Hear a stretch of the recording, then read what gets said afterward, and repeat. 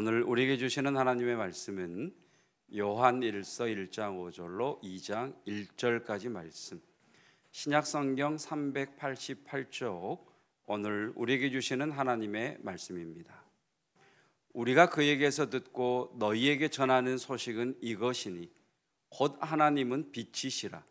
그에게는 어둠이 조금도 없으시다는 것이니라. 만일 우리가 하나님과 사귐이 있다 하고 어둠에 행하면 거짓말을 하고 진리를 행하지 아니함이거니와 그가 빛 가운데 계신 것 같이 우리도 빛 가운데 행하면 우리가 서로 사귐이 있고 그 아들 예수의 피가 우리를 모든 죄에서 깨끗하게 하실 것이요, 만일 우리가 죄가 없다고 말하면 스스로 속이고 또 진리가 우리 속에 있지 아니할 것이요, 만일 우리가 우리 죄를 자백하면 그는 미쁘시고 의로우사 우리 죄를 사하시며 우리를 모든 불의에서 깨끗하게 하실 것이요, 만일 우리가 범죄하지 아니하였다 하면 하나님을 거짓말하는 이로 만드는 것이니 또한 그의 말씀이 우리 속에 있지 아니하니라. 나의 자녀들아, 내가 이것을 너희에게 쓰면 너희로 죄를 범하지 않게 하려 함이라. 만일 누가 죄를 범하여도 아버지 앞에서 우리에게 대언자가 있으니 곧 의로우신 예수 그리스도시라. 아멘. 하나님의 말씀입니다. 세 가지 정도 감사를 하고 말씀을 전하도록 하겠습니다. 첫째는 시간 예배 10시 40분 45분부터 찬양으로 섬겨주는 우리 찬양단에게 감사를 드립니다. 저희 어머님 댁에 말하는 앵무새가 있는데 정말 말을 잘합니다. 하나님이 또 때를 사랑하신대요 막 그러면서 말을 잘하는데, 어머님의 말에 의하면 다른 교회 찬양단들이 찬양을 하면 꿈쩍을 안 하는데 왕림교회 찬양단들이 찬양을 하면 나와서 꼬리를 흔들면서 찬양을 한다는 거예요. 좀 증거를 남기기 위해서 사진을 찍었으면 좋겠는데 어머님이 또 혼자 사진을 찍지를 못하셔서 어머님의 말씀이라 믿고 있습니다. 얼마나 찬양을 열정적으로 하는지 찬양이 끝나면 지쳐서 들어간다는 거예요, 세장에. 그리고 시간이 지나면서 10시 40분 45분에 찬양부터 예배가 시작이 되는데 그 시간에 함께 오셔서 찬양으로 하나님 앞에 나아가는 성도 여러분들께 감사를 드립니다. 또 하나는 지난주에 우리 교회 대청소를 하는데 정말 많은 분들이 함께 해 주셨습니다. 제가 믿음이 없어서 햄버거를 30개를 주문을 했는데 우리 다음 세대까지 그냥 진땀 흘리면서 청소를 하느라 이렇게 대충 손가락으로 꼽아봤더니 한 17, 18분 정도가 햄버거를 못 드신 것 같으시더라고요. 그래서 오늘 드리려고 하다가 혹시라도 한 분이라도 빠져서 마음이 상하실까 봐 그냥 감사 인사로 대신하기로 했습니다. 우리 다음 세대와 여러분들께 감사를 드립니다. 그리스도인으로 산다는 것의 의미, 두 번째 시간, 요한일서 강의 두 번째 시간입니다. 자, 첫 번째 함께 읽어볼까요? 시작. 그리스도인으로 산다는 것은 하나님과의 사귐입니다. 하나님과의 사귐 안에 있을 때 성도는 제일 행복합니다. 하나님과의 사귐 안에 있을 때 그 사귐 안에 있는 성도에게 하나님은 복을 베풀어 주십니다. 하나님과의 사귐 안에 있을 때 성도는 세상을 살아갈 지혜와 능력을 얻게 됩니다. 신앙생활을 하면서 나는 행복하지가 않아, 신앙생활을 하면서 나는 즐겁지가 않아 라고 하는 분들이 있으시다면 분명히 하나님과 사귐이 없는 신앙생활을 하고 있기 때문일 것입니다. 자, 신앙생활이란 하나님과의 사귐이라고 한다면 중요한 질문은 이것이겠지요. 우리와 사귀는 하나님이 어떤 분이냐? 신앙생활이 하나님과의 사귐이라면 우리와 사귐을 가지시는 하나님이 어떤 분이냐가 중요한 문제 아니겠습니까? 그래서 요한 사도는 요한일서를 통해 우리와 사귐이 되시는 하나님에 대하여 두 가지 은유를 통해서 말씀하고 있습니다. 하나는 우리와 사귀시는 하나님은 빛이시다. 하나님은 빛이시다. 요한 1서 1장 2장은 그래서 빛이신 하나님과의 사귐에 대한 말씀입니다. 또 다른 하나는 하나님은 사랑이시다. 우리와 사귀는 하나님은 사랑이시다. 그래서 요한일서 3장, 4장, 5장은 사랑이신 하나님에 대한 하나님과의 사귐에 대한 말씀입니다. 그러니까 요한일서의 큰 주제는 하나님과의 사귐인데 그 하나님이 어떤 분이시냐? 빛이시다. 빛과의 사귐, 사랑이시다. 사랑이신 하나님과의 사귐에 대한 말씀이 요한일서의 말씀입니다. 자, 본문 말씀 보겠습니다. 6절, 7절, 8절, 9절, 10절, 11절 말씀을 보면 계속 반복해서 나오는 단어 하나가 있습니다. 6절에도 만일, 그런데 우리나라 성경에는, 우리나라 성경 7절에는 이 단어를 일부러 뺐는지 실수로 뺐는지 모르겠습니다만 7절에는 이 단어가 빠져 있어요. 그런데 6절, 8절, 9절, 10절, 2장 1절을 보면 7절에도 이 말씀이 있겠구나라고 하는 걸 알 수가 있는데 그 말이 만일이라고 하는 말이에요. 6절의 만일, 8절의 만일, 9절의 만일, 10절의 만일, 2장 1절의 만일, 그래서 7절에 빠진 말도 만일이라고 하는 말입니다. 그러니까 이 만일이라고 하는 이 말이 계속 반복되고 있는데 놀라운 것은 이 6절로 2장 1절까지의 말씀이 부정, 긍정, 부정, 긍정, 부정, 긍정 이렇게 계속 라임을 타고 있어요. 우리 집에 왜 왔니? 왜 왔니라고 하는 놀이가 있습니다. 아십니까? 네. 우리 집에 왜 왔니? 왜 왔니라고 하는 놀이는 한 팀이 앞으로 나가면서 노래를 부르면 다른 팀은 뒷걸음질을 쳐요. 그러다가 다시 뒷걸음질을 쳤던 팀이 앞으로 나가면 앞걸음으로 나갔던 팀이 이번엔 뒷걸음질을 치는 것과 같아요. 우리 집에 왜 왔니? 왜 왔니? 왜 왔니? 예쁜 꽃을 찾으러 왔단다. 왔단다. 무슨 꽃을 찾으러 왔느냐? 예. 앞에 세버렸네. 예. 예쁜 꽃을 찾으러 왔단다. 찾으러 왔단다. 이것처럼 하나님과 사귐이 아닌 것 이렇게 쭉 나오고 다음에 하나님과의 사귐인 것, 하나님과의 사귐이 아닌 것, 하나님과의 사귐인 것, 하나님과의 사귐이 아닌 것, 하나님과의 사귐인 것 이렇게 부정, 긍정, 부정, 긍정, 부정, 긍정이 왔다 갔다 하고 있어요. 그러니까 하나님의 사귐에 대한 말씀이죠. 그래서 6절, 8절, 10절은 하나님과 사귐이 아닌 것 한 짝이고요. 7절, 9절, 2장 1절은 하나님과의 사귐인 것 한 짝으로 나오고 있습니다. 자, 하나님과의 사귐이 아닌 것을 대표하는 단어는 어둠입니다. 자, 6절 말씀 함께 읽겠습니다. 만일 우리가 하나님과 사귐이 있다 하고 어둠에 행하면 거짓말을 하고 진리를 행하지 아니함이거니와의 어둠에 행한다라고 할 때 이 애자가 누구누구와 함께 걷다라는 뜻입니다. 그러니까 어둠과 함께 걸으면, 어둠과 함께 행하면 하나님과 사귐이 없는 자다라고 합니다. 하나님과의 사귐이 아닌 것의 대표가 어둠이라면 하나님과의 사귐의 대표가 무엇이겠습니까? 빛이겠죠. 빛. 그래서 빛과 반대되는 어둠이 나오는 것 아니겠습니까? 7절 말씀 함께 읽겠습니다. 그가 빛 가운데 계신 것 같이 우리도 빛 가운데 행하면 우리가 서로 사귐이 있고 그 아들 예수의 피가 우리를 모든 죄에서 깨끗하게 하실 것이요. 여기에 빛 가운데라고 하는 말은 빛 가운데로, 빛 가운데에라는 말 아니겠습니까? 이 대라고 하는 말도 무엇과 함께라는 말입니다.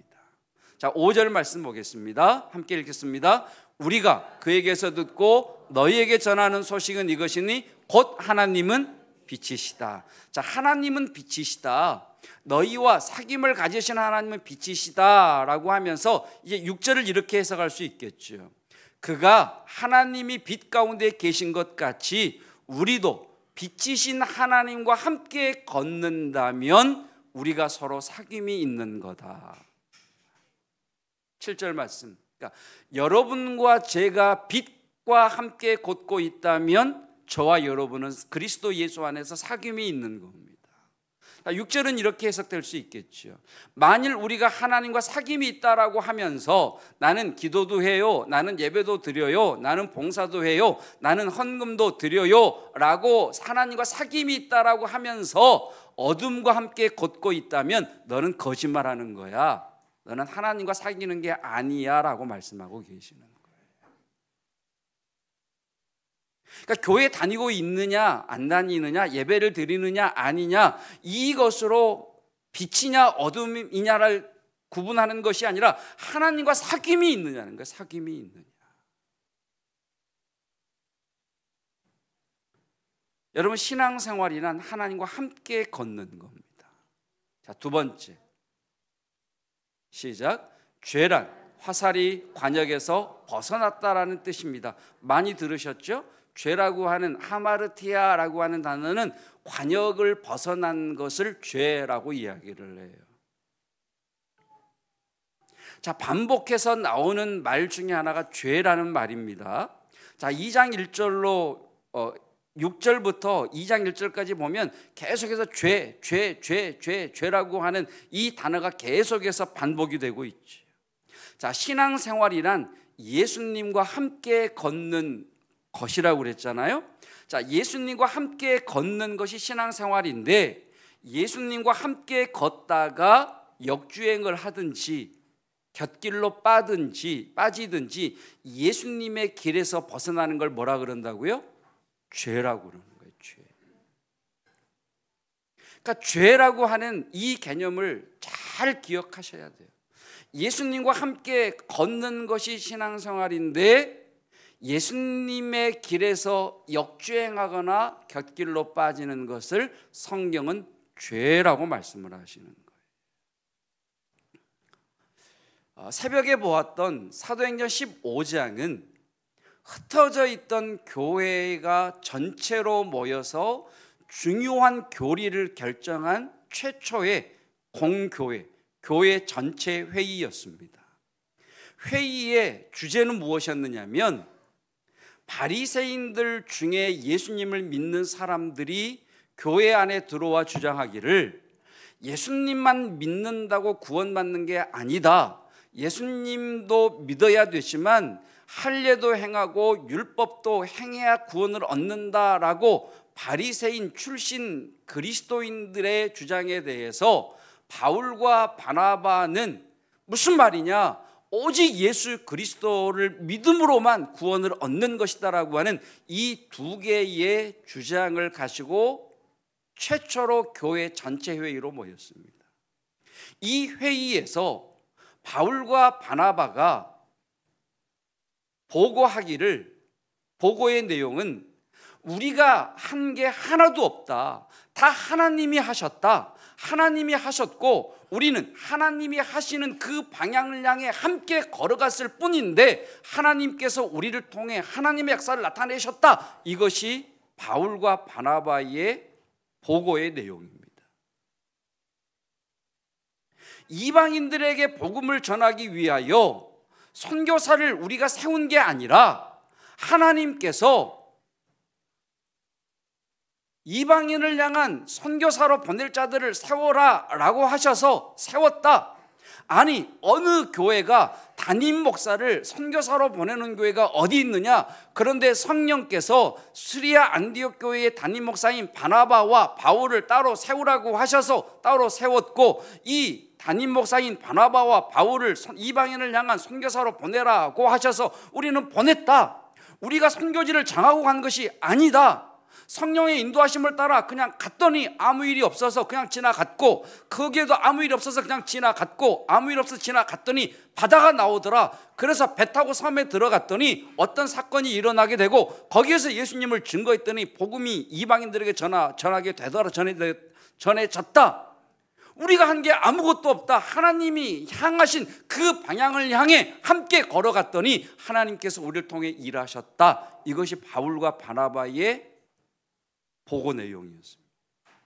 이 보고 내용을 이어서 사도 베드로가 이어서 보고를 하기를, 맞다, 그 말이 맞다. 이방인들에게 내가 복음을 전했는데 고넬료, 이방인인 로마의 백부장 고넬료의 집에 가서 내가 하나님의 말씀을 전했는데 내가 고넬료의 집에 찾아간 게 아니다. 기도하는 가운데 하나님께서 고넬료의 집안 사람들을 내게 보내셨고, 그 사람들이 왔을 때 성령께서 내게 그 사람들을 따라가라 하셔서 따라갔고, 가서 예수님의 복음을 증거했더니 거기에 성령이 임하셔서 이방인들이 구원을 받은 것이다. 나는 하나님께서 향하신 그 방향으로 하나님과 함께 걸어갔더니 하나님께서 나를 통해 일하셨다라고 하면서 사도행전 15장 10절에서 중요한 말씀을 하나 합니다. 함께 읽어볼까요? 시작. 그런데 지금 너희가 어찌하여 하나님을 시험하여 우리 조상과 우리도 능히 매지 못하던 멍에를 제자들의 목에 두렸느냐 하여도. 지금 베드로 사도가 성령의 충만함 가운데에 오직 예수 그리스도를 믿음으로만 구원을 얻습니다라는 교리를 거스르는 바리새인 출신 성도들을 향해서 왜 하나님을 시험하느냐, 하나님을 시험하지 말라, 이렇게 이야기를 합니다. 여기 하나님을 시험하여 할 때 시험하다라고 하는 뜻의 의미가 여러 가지가 있는데, 뭐 테스트하다, 유혹하다, 뭐 이런 여러 가지 뜻이 있는데, 시험하여라는 또 하나의 뜻은 거스르다라는 뜻입니다. 뭐라고요? 거스르다. 그러니까 지금 사도 베드로의 말은 무엇이냐면, 하나님이 향하여 가시는 그 방향이 있는데 왜 하나님이 향하여 가시는 그 방향을 너희가 거스르느냐라고 이야기하는 거예요. 그러니까 여러분이 시험하여라고 하는 이 단어를 테스트하다, 유혹하다라는 의미가 아니라 거스르다라는 의미로 해석을 하면 성경에 나와 있는 시험이라고 하는 성경 말씀의 거의 대부분이 해석이 됩니다. 예를 들면 이런 거죠. 네, 나와야 되는데 예를 들면 창세기 22장 1절.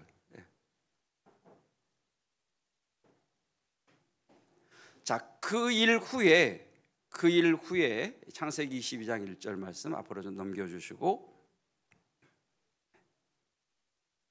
자, 제가 읽어드릴게요. 자, 아브라함에 대한 말씀이에요.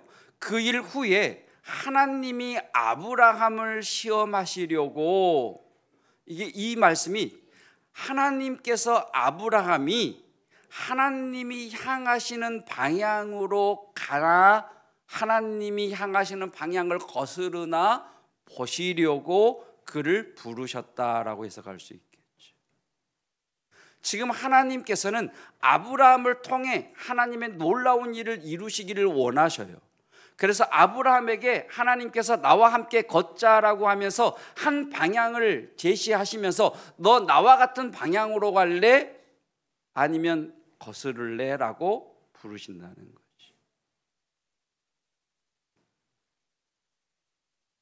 제가 이걸 안 했군요. 세 번째. 그래서 뒤에서 혼동이 되신 것 같은데 세 번째 하고 가도록 하십시다. 왔다 갔다 해서 죄송한데 함께 읽겠습니다. 신앙은 방향성입니다. 신앙은 방향성입니다. 그러니까 하나님의 행하시는 방향이 있어요. 하나님이 향하시는 방향이 있고요, 하나님이 행하시는 방법이 있다는 거예요.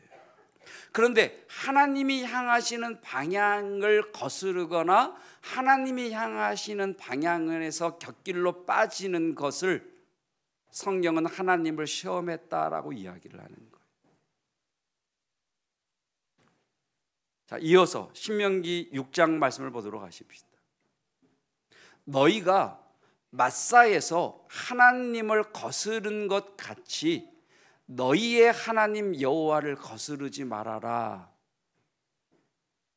하나님이 가시는 방향이 있고 하나님이 일하시는 방법이 있는데, 너희 조상 이스라엘이 마사에서 하나님이 가는 방향이 싫어요, 하나님이 일하시는 방법이 마음에 들지 않아요 라고 하나님을 거스렀던 것처럼 너희는 여호와를 거스르지 말아라 라는 의미지. 예수님의 주기도문도 그렇습니다.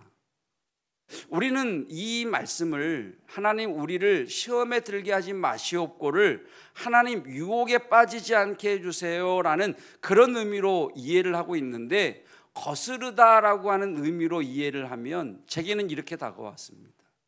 하늘에 계신 우리 아버지, 아버지의 나라가 내게 임하기를 원하고 아버지의 뜻이 하늘에서 이루어진 것 같이 내게도 이루어지기를 원하는데, 하나님의 나라가 내게 임재하시고 하나님의 뜻이 내게 계시되었을 때 하나님의 뜻을 거스르지 않게 하옵소서, 하나님이 향하시는 방향을 거스르지 않게 하옵소서가 시험에 들게 하지 마옵소서로 해석이 되는 겁니다.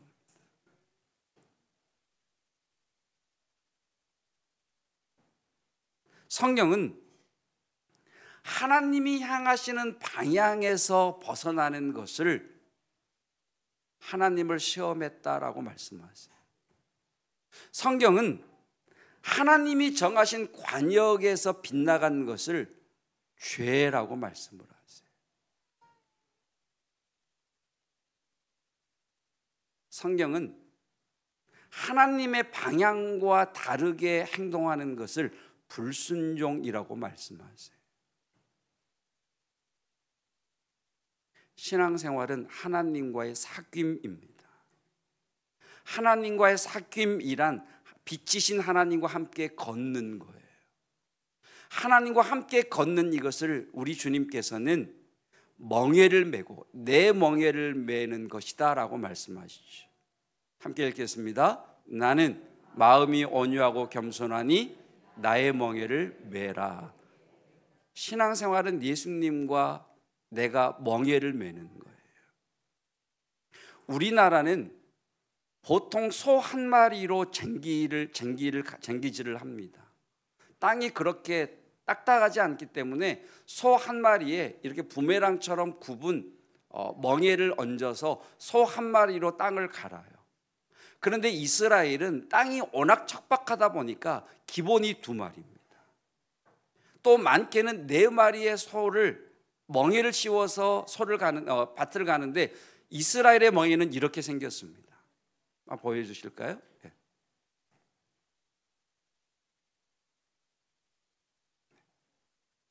우리나라 멍에하고 다르죠.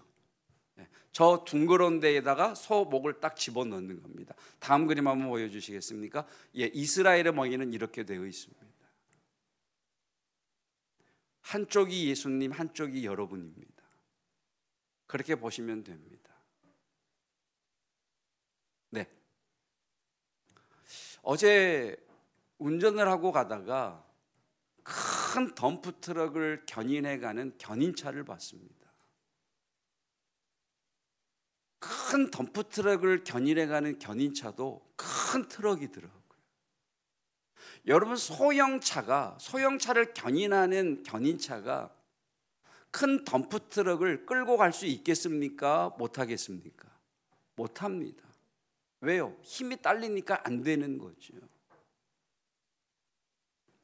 덤프 트럭을 끌고 가려면 그 덤프 트럭을 끌 수 있는 힘이 있는 견인차가 끌고 가야 되는 거죠. 여러분, 우리의 힘으로 해결할 수 없는 큰 문제를 우리가 끌고 갈 수 있는 이유는 예수님께서 우리와 함께 멍에를 메고 계시기 때문입니다. 그래서 예수님의 멍에를 메었다는 것을 족쇄로 이해하지 마십시오. 내 힘으로는, 내 능력으로는, 내 지혜로는 안 되는데, 내 힘으로는 안 되는데, 나와 함께 예수님께서 멍에를 메시고 나가시니까, 밀고 나가시니까 길이 열리는 것이고 해결이 되는 것이고 복이 되는 것입니다. 이게 예수님과 함께 멍에를 맨다, 예수님과 함께 걷는다, 예수님과 함께 사귄다는 이야기예요. 그래서 예수님과 함께 걸으면 행복합니다. 그래서 하나님과 사귐이 있는 성도는 기쁩니다. 즐겁습니다. 복을 받습니다. 새로운 길이 열리는 기적을 경험합니다. 여러분, 이 은혜가 있기를 축복합니다. 한번 상상해 보십시오. 나보다 힘이 센 예수님과 함께 길을 걷는데 자꾸 예수님이 가시려는 방향에서 벗어나려고 하는, 역으로 가든 곁길로 빠지든 가지 않으려고 하든 끌고 가시는 예수님과 함께 걷는 게 신앙생활인데, 그 예수님이 가시려는 방향과 다른 방향으로 가려고 한다면 얼마나 힘들고 지겹고 짜증나겠습니까? 여러분, 그렇게 신앙생활하지 않기를 축복합니다. 주와 같이 길 가는 것 즐거운 일 아닌가? 근데 많은 분들이 오해하시더라고요. 예수님의 멍에를 매는 것을 족쇄 채워진 것처럼 생각하더라고요. 아니요, 여러분, 하나님과 함께 걸으면 놀라운 역사가 일어날 줄로 믿습니다. 여러분, 빛과 함께 걸으면, 하나님이 빛이시라 그러셨잖아요. 빛과 함께 걸으면 다 드러납니다. 감출 게 없어요. 여러분, 햇살이 비치는 날 카페의 창가에 앉아서 대화를 나눠보십시오. 그 사람 입에서 튀는 침이 다 보입니다. 빛 안에 있으면 집안에 날아다니는 먼지가 눈에 확 보입니다. 그러니까 빛이신 하나님과 함께 걸으면 다 드러나게 돼 있어요.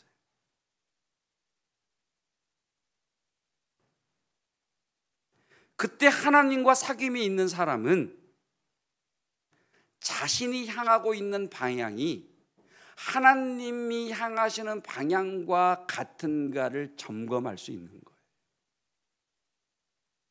그래서 빛 가운데 행하는 사람은 다 드러나거든요. 본인이 알아요.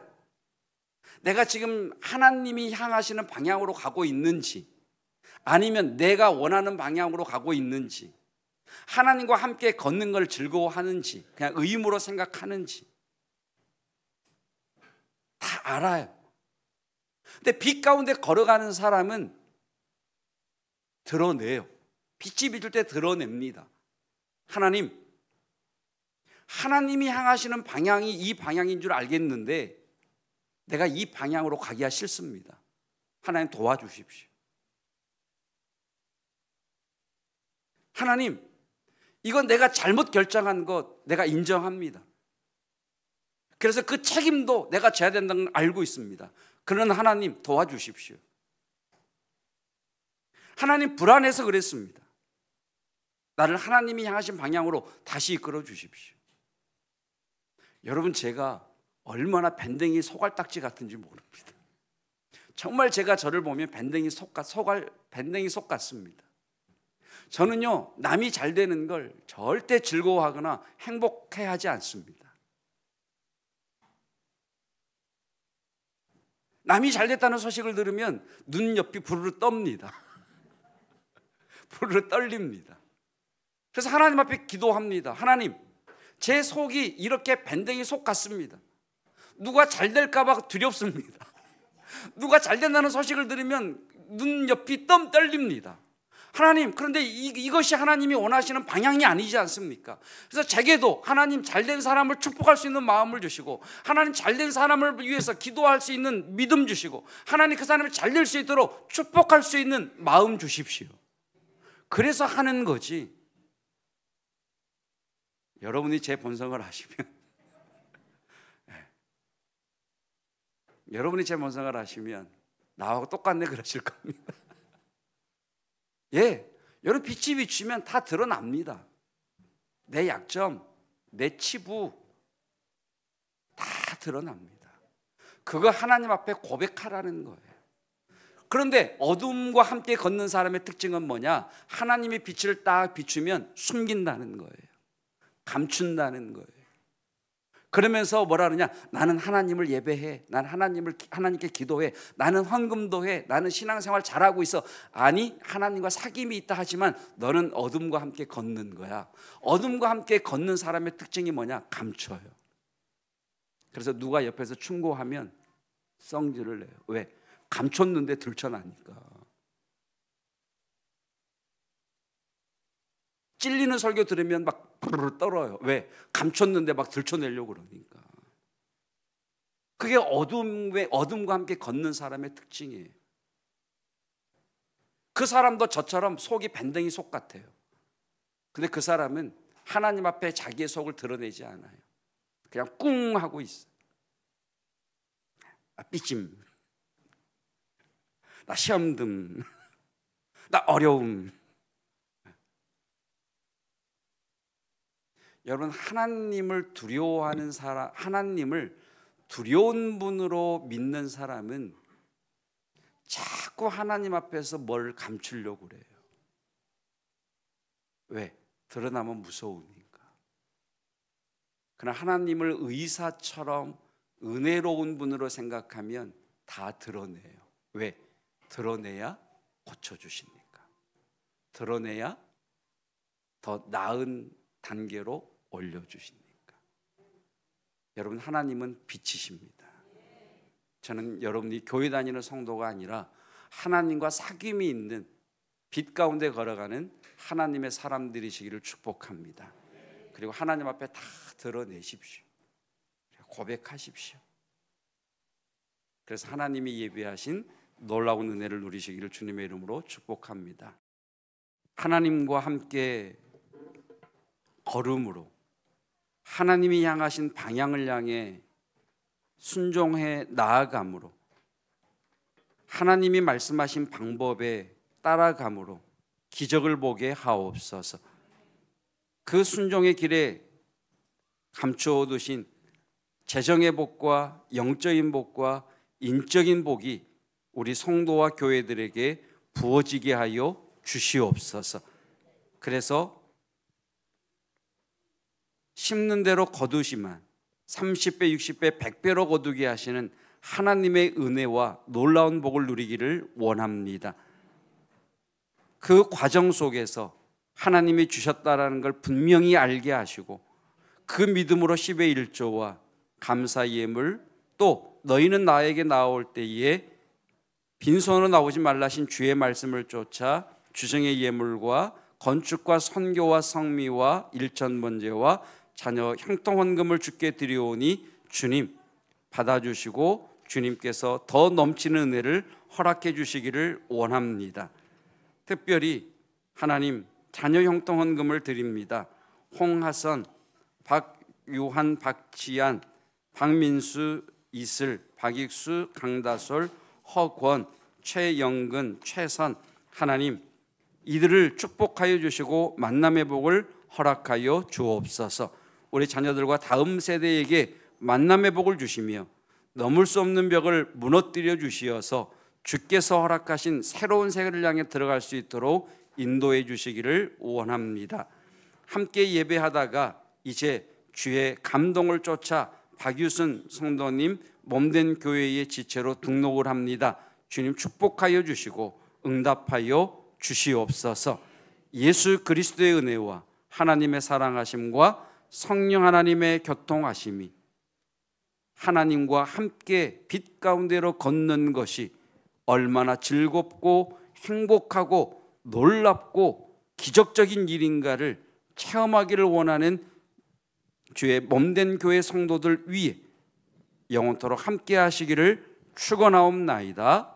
아멘.